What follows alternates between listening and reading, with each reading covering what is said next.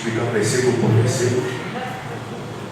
Brincadeiras à parte, irmãos, eu os convido a abrir as Bíblias do Evangelho de Marcos, capítulo 10, verso 17 ao verso 22. Evangelho segundo Marcos, capítulo 10, dos versos 17 ao 22. Essa passagem é bastante conhecida por todos. Vamos sair ali na versão do telão com os irmãos. Em breve a gente já vai ter um outro telão ali, vai ficar mais fácil. O pregador não vai precisar ficar virando o pescoço. E pondo-se a caminho, correu para ele um homem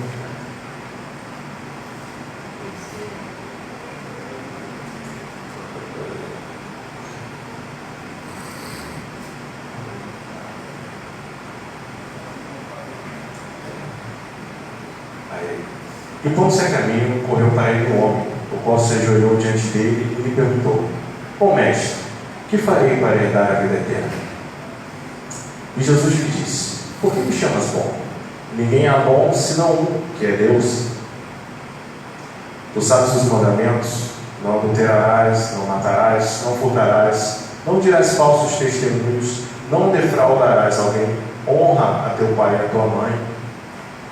Ele, porém, respondendo, lhe disse: Mestre, tudo isso guardei desde a minha mocidade. E Jesus, olhando para ele, o amou e lhe disse: Falta-te uma coisa.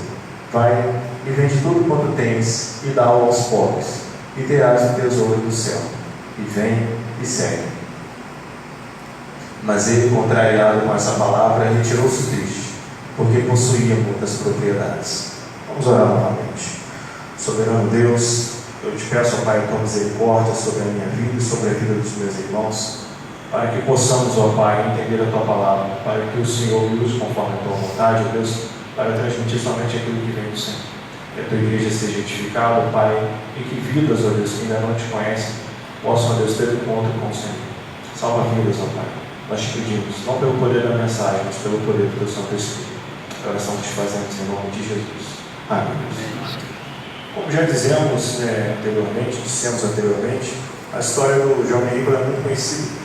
Isso porque ela é relatada em 3 dos 4 evangelhos. Os evangelhos sinóticos, os 3 primeiros evangelhos relatam essa mesma história.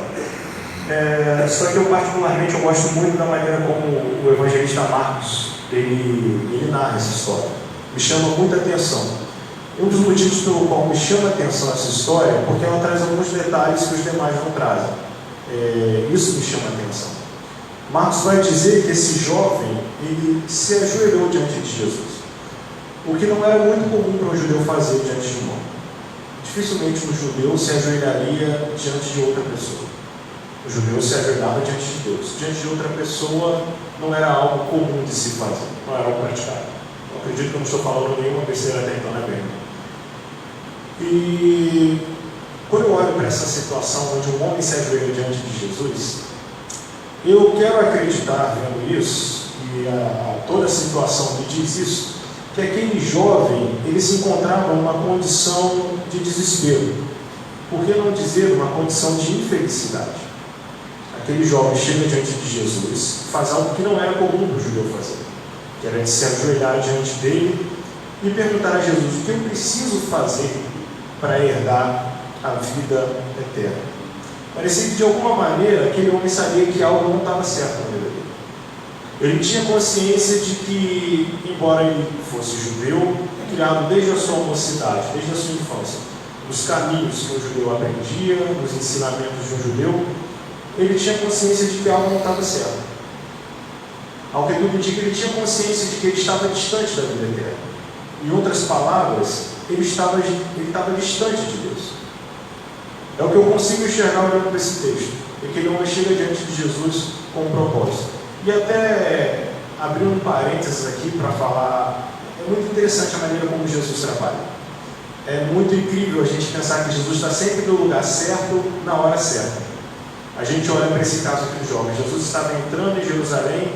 Esse homem, em algumas versões vai dizer, o jovem rico, o aborda. O jovem rico chega diante de Jesus.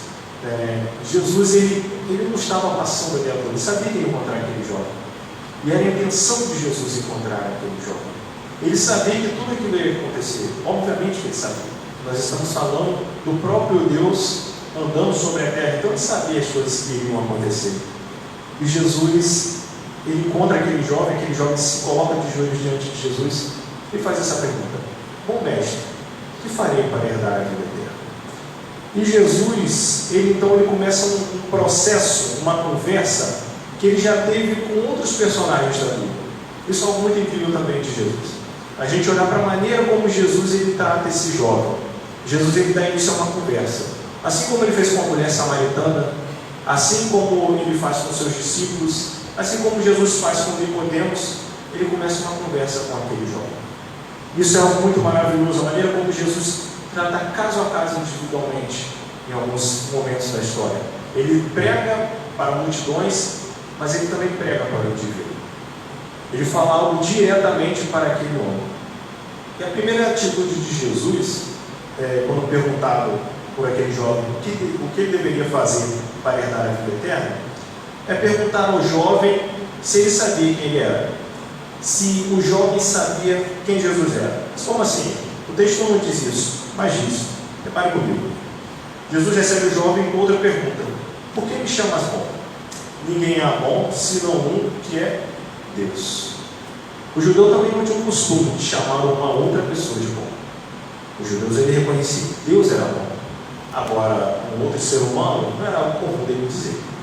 Quando aquele jovem chega diante de Jesus e pergunta, e fala isso, né? Bom mestre, e Jesus devolve essa pergunta: por que você está me chamando bom? Se existe só um que é bom, e esse alguém é Deus.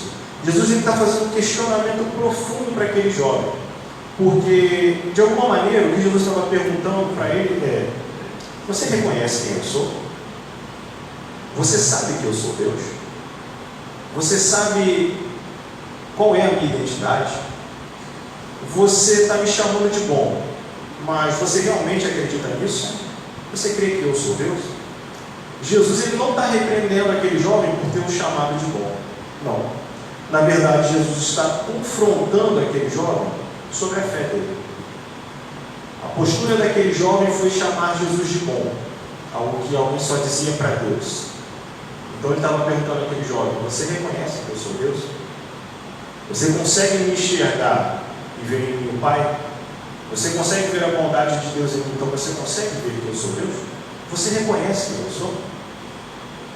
Você reconhece quem Jesus é? Nós reconhecemos quem Jesus é de fato. Nós chamamos Jesus de bom, nós chamamos o nosso Deus de bom, mas nós reconhecemos de fato quem Ele é. Nós reconhecemos a Jesus como Filho de Deus, ou é só mais uma pessoa que passa por nós, pelo nosso caminho? Nós reconhecemos a autoridade de Jesus, o poder de Jesus, a identidade de Jesus, ou ele é só mais alguém no meio da multidão? Ele é só alguém de quem a gente ouviu falar, mas a gente não crê de fato quem ele é. Jesus está confrontando aquele jovem sobre a sua fé. Jesus era alguém conhecido. Aquele jovem provavelmente já viu Jesus outras vezes, mas provavelmente essa era a primeira vez que aquele jovem se colocava diante de Jesus. Aquele jovem conhecia a fama de Jesus, mas agora era o primeiro encontro daquele jovem com Jesus. E a pergunta é: você considera Deus bom? Então, você considera que eu sou bom? Você me considera Deus quando você me chama de bom? Jesus confronta aquele jovem sobre a sua fé.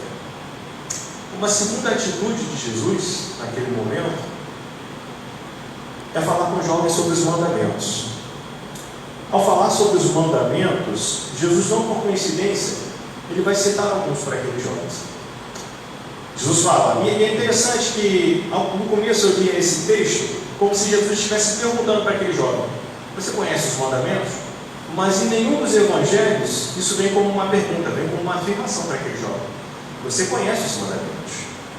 Não adulterarás, não matarás, não furtarás, não dirás falso testemunho, não defraudarás alguém, honra a teu pai e a tua mãe. Jesus cita 6 dos 10 mandamentos. 4 mandamentos, os 4 primeiros mandamentos, Jesus não escolhe essa conversa. E é interessante que a gente olhe para esses 4 primeiros mandamentos, os 4 primeiros mandamentos, está tratando exatamente da nossa conduta para com Deus, que são: não terás outros deuses diante de mim, não farás para ti imagem de escultura, não tomarás o nome do Senhor teu Deus em vão, e lembra-te do dia do sábado para o santificar. Será que Jesus ele se esqueceu de citar esses mandamentos para aquele jovem, ou fez isso propositalmente? Nada do que Jesus faz, nada do que ele fez, foi sem um propósito, foi sem uma intenção específica. Jesus cita aqueles mandamentos em que dizem respeito os 6 últimos mandamentos que dizem respeito da conduta do homem para com o próximo. Não adulterarás, não matarás, não furtarás, não dirás falso testemunho, não defraudarás alguém e honra teu pai e a tua mãe. Todos esses envolvem terceiros, não envolvem o relacionamento do homem para com Deus. Agora, os 4 primeiros que falam do relacionamento do homem com Deus, Jesus deixa de fora. Jesus está querendo trazer à mente daquele jovem ali, talvez a resposta daquele jovem é: isso eu guardo desde a minha mocidade. O jovem não responde que ele guarda os outros. O jovem não responde que ele guarda os demais. O jovem não apresenta os demais mandamentos, ele não complementa a frase de Jesus. Eu enxergo nisso tudo aqui uma situação onde Jesus ele estava de uma maneira, usando outras palavras para dizer o seguinte: você conhece os mandamentos, né? Muito bem, parabéns para você. Você conhece esses e os demais, você conhece, e se você os conhece, você os pratica. Você reconhece os mandamentos do Senhor, mas você sabe para que é que de fato ele serve? Aquele jovem fala que ele guarda aquilo desde a sua mocidade. Mas será que ele vivia aquilo que ele dizia guardar? Veja bem, ele era um homem judeu. Ele mesmo falou isso: eu guardo isso desde a minha infância. Eu sempre soube disso. Agora, saber fazer e não fazer ainda é não saber. Vou repetir: saber fazer e não fazer ainda é não saber. Você só sabe que você só conhece algo de fato quando você pratica aquilo. Por exemplo, eu gosto muito de ver tutorial na internet para fazer às vezes alguma coisa que eu não sei fazer, né? Por exemplo, instalação de porta. As portas de casa, tirando a porta principal, que é a que o bandido iria entrar, né? Essa não foi o que eu coloquei as outras, as dos quartos. Sempre assistindo vídeo na internet, o que fazer para instalar aquela porta. Mas agora, aprender a nadar é algo que você aprende vendo vídeo na internet? Não tem como. Então, você vai aprender todos os procedimentos. Teve uma época que, quando eu falei aqui para os irmãos, né, quando eu fiz o teste físico dos bombeiros, eu comecei nadando, aprendi a nadar. Oh, que maravilha! Cheguei até a ver alguns vídeos na internet. O cara falava várias coisas. Na hora que você ia para a piscina, estava tudo errado. Você não consegue. Você precisa de alguém do seu lado. Você não consegue praticar aquilo na sua mente e depois executar nada. Não, você tem que aprender a fazer. Você tem que entrar na água e você vai fazer aquilo. Da mesma maneira, é a nossa vida com Deus. A gente aprende vivendo. Não vai ser simplesmente ouvindo e lendo. Não, é praticando, é colocando em prática. Colocando em prática não só um dos mandamentos, porque o Senhor Jesus fala em outros momentos que se a gente não cumpre todos os mandamentos, a gente erra, ou melhor, se a gente descumpre apenas um dos mandamentos, a gente peca em todos os outros. A lei deve ser cumprida por completo para que ela tenha efeito. Então, se a gente não cumpre todos os mandamentos, a gente falha em algum, a gente está errando em todos. E principalmente quando a gente fala do nosso relacionamento com Deus. Se a nossa conduta para com Deus é falha, a gente falha em todos os outros. Porque a nossa conduta com Deus permeia toda a nossa vida. Às vezes nós temos um conhecimento, a gente já cansou de ouvir várias vezes a palavra do Senhor. Mas a nossa postura diante de Deus é sempre a mesma. É sempre uma postura que a gente vai chamar de inércia. Se está andando, continua andando. Se está parado, continua parado. Se a coisa para, tudo continua parado. E a gente não sai daquela situação. Se a gente praticava algo antes da gente se dizer convertido, depois que a gente se converte, o nosso procedimento continua a mesma coisa. presença. Às vezes a gente sempre ouve as mesmas coisas e nunca toma uma postura diante de Deus. E dizendo isso, a gente vê a terceira atitude de Jesus: confrontar aquele homem, aquele jovem, em amor. Novamente, Marcos ele vai relatar algo que os demais evangelistas eles não relatam. Jesus olhando para aquele jovem, o amou. Os outros evangelhos não dizem isso, os outros evangelistas não dizem isso. Isso me faz, mais uma vez, achar essa narrativa a mais bonita, talvez, das três passagens, em que Jesus olha para aquele jovem com amor. Aquele jovem chega diante de Jesus numa situação de desespero. Aquele jovem, ao que tudo indica, ele não estava ali para testar Jesus, para experimentar Jesus, como outros escribas e alguns fariseus faziam. Não. Aquele jovem estava diante de Jesus de fato, porque ele queria uma solução para aquilo que ele estava passando, para a situação em que ele se encontrava. Era como se aquele jovem soubesse que algo estava errado, mas ele ainda não sabia direito o que estava errado. E ele queria uma resposta de Jesus. E Jesus pergunta sobre os mandamentos, e aquele jovem fala: eu guardo isso desde a minha mocidade. E Jesus olha para aquele jovem e tem amor por aquele jovem. Tem amor por aquele homem. E Jesus ele dá a resposta que aquele homem precisava ouvir. Vai, vende tudo quanto tens e dá aos pobres, e terás um tesouro no céu. E vem, toma a tua cruz e segue. Nesse momento, Jesus expõe àquele jovem a prisão que ele estava vivendo. Ele mostra para aquele jovem exatamente qual era o problema de sua vida. Ele mostra para aquele jovem o que estava errado. Aquele homem queria saber o que estava errado, queria saber qual que era o problema que precisava ser resolvido, e Jesus mostra para aquele homem. Jesus traz a resposta. Jesus mostra que aquele homem estava aprisionado ao amor às riquezas. Aquele jovem, aquele homem, era alguém avarento. Era alguém que amava as riquezas mais do que qualquer outra coisa.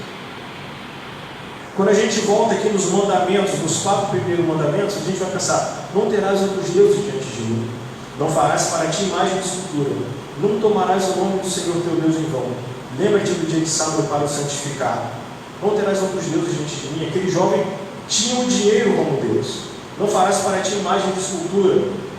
Hoje em dia a gente tem o Pix, faz transferência bancária, mas naquele tempo não tinha isso. O dinheiro era palpável, só existia isso. E as pessoas que se abastavam daquilo se sentiam seguras. Aquele jovem confiava no que ele tinha. Não tomarás o nome do Senhor teu Deus em vão. Aquele jovem chega diante de Jesus e chama ele de bom, sabendo que bom era somente Deus. Então ele estava falando algo que era verdadeiro. Ele estava dizendo para Jesus aquilo que ele realmente pensava, ele só estava tentando passar uma imagenzinha para Jesus. Jesus confronta: você crê em mim como Deus? Lembra-te do dia de sábado para o santificar. A questão aqui não é a guarda do sábado, mas entender a importância de santificar a Deus, da exclusividade do Senhor. Independente de você guardar sábado, domingo ou uma semana inteira, se a nossa vida não demonstra santificação ao nome do Senhor, pouco importa. Aquele homem, como um bom judeu, eu tenho certeza que ele guardava o sábado assim como os demais. Com certeza ele não fazia atividades ao sábado, mas não adiantava nada daquilo, se ele amava o dinheiro mais do que todas as outras coisas. Jesus mostrou àquele jovem qual era a sua prisão, o que estava fazendo com que aquele jovem sentisse esse sentimento de desespero, esse sentimento de infelicidade. Talvez o Senhor Jesus já tenha mostrado para aqueles que sentem esse mesmo sentimento o que está errado, o que é que precisa ser mudado, o que é que precisa ser feito. Às vezes a gente chega diante de Jesus nessa condição de infelicidade, de desespero, e demonstra isso para Jesus, fala para Jesus: eu quero a solução. E na hora que Ele nos apresenta a solução, não é a solução que nos agrada.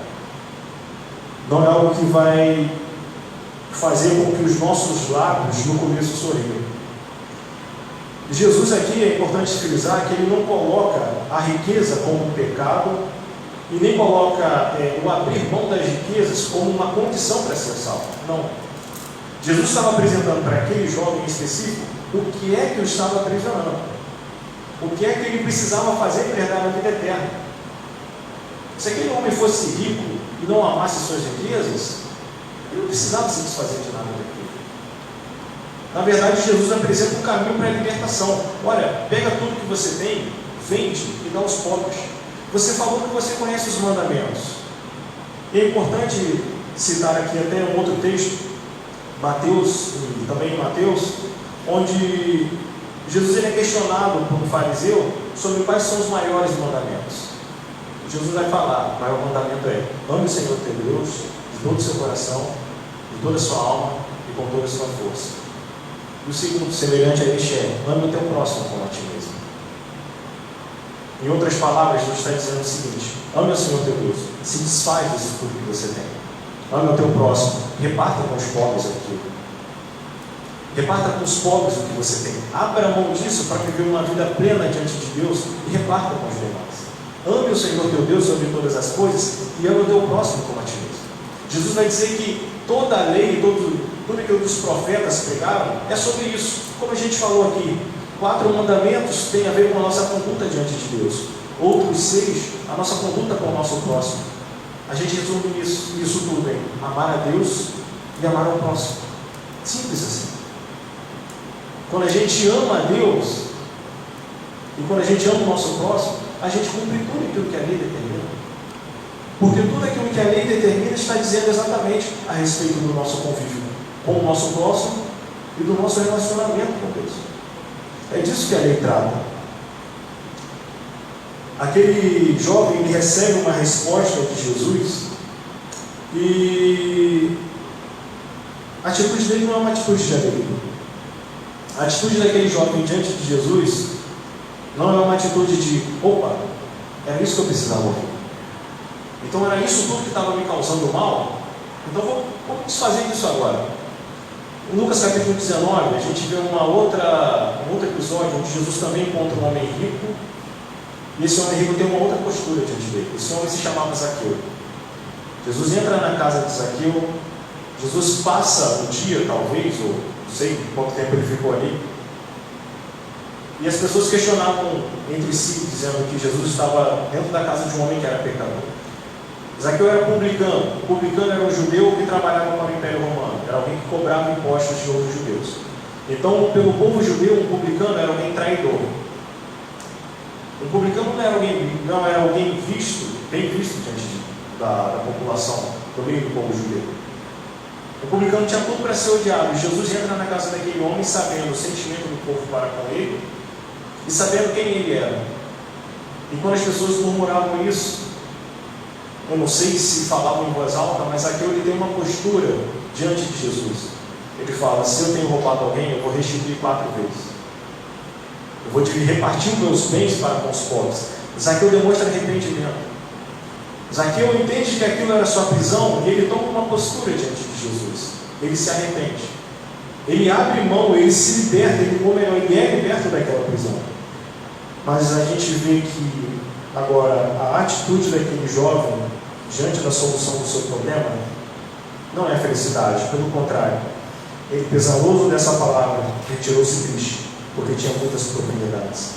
A tristeza daquele homem não foi consequência do arrependimento, mas uma tristeza gerada pela dor que o sacrifício causaria nele.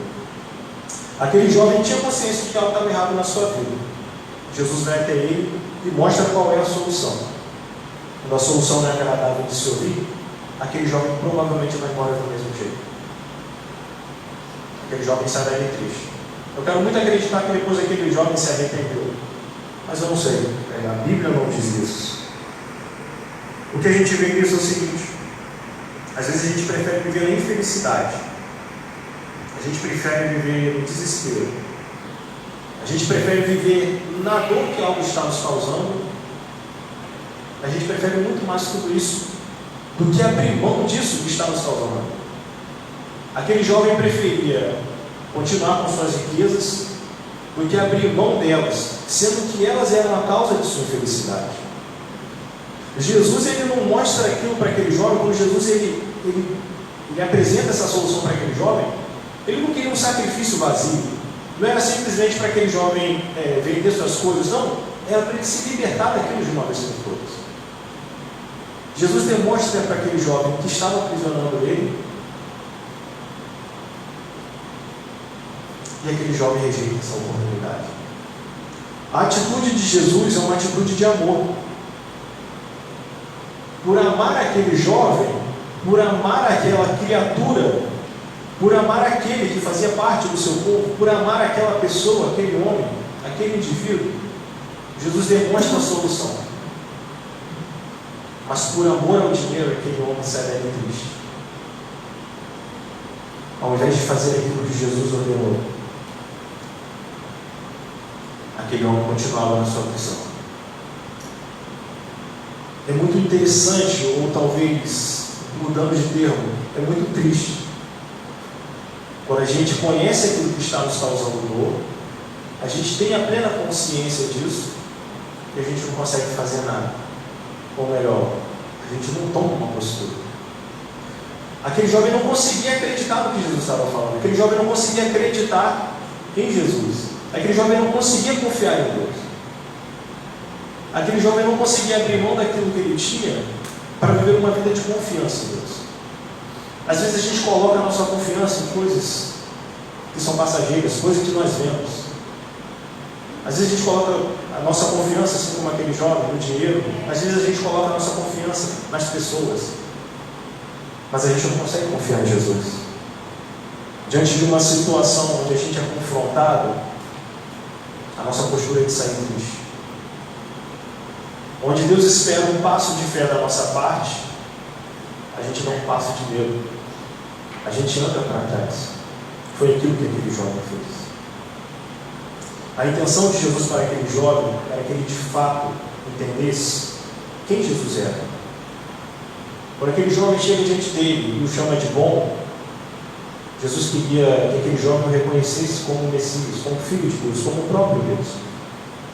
Essa é a intenção de Jesus para aquele homem. Jesus demonstra que o cumprimento daqueles mandamentos, sem entender o princípio de cada um deles, era inútil. E que a consequência disso tudo era uma vida vazia.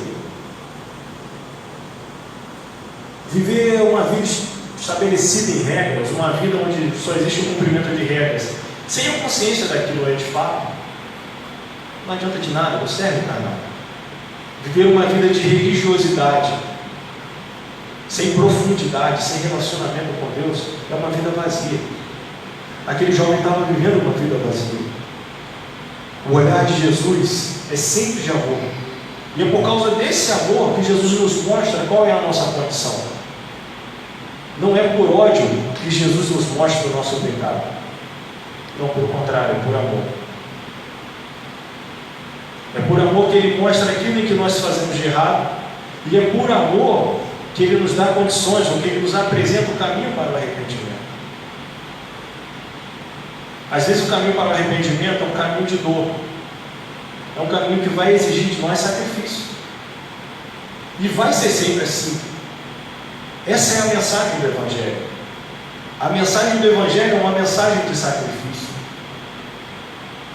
Quando nós lemos semana passada a respeito de Pedro, em que Jesus pergunta aos seus discípulos: quem os homens dizem que é o Filho do Homem?